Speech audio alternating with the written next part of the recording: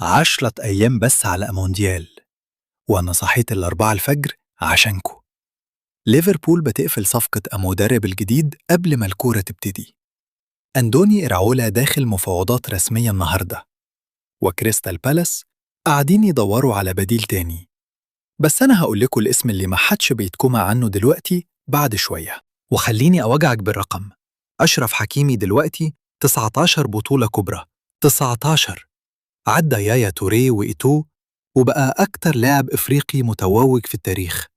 ده اللي احنا بنتكامى عنه، فخر العرب خلاص. بس استنى الجامد، اليابان كسبت أيسلندا بقانون جديد هيتطبق في المونديال.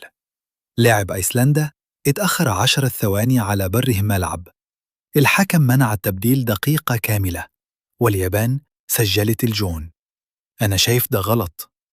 أيفاب بتلعب في القوانين قبل المونديال ب10 أيام؟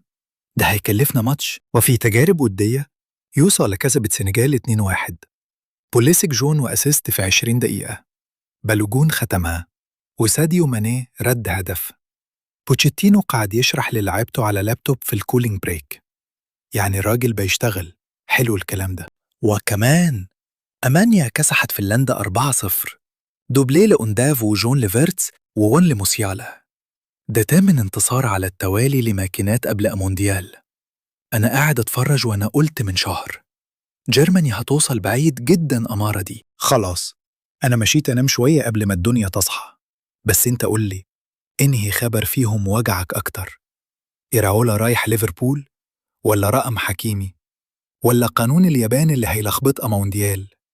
سيبها لي تحت، أنا هقرأ.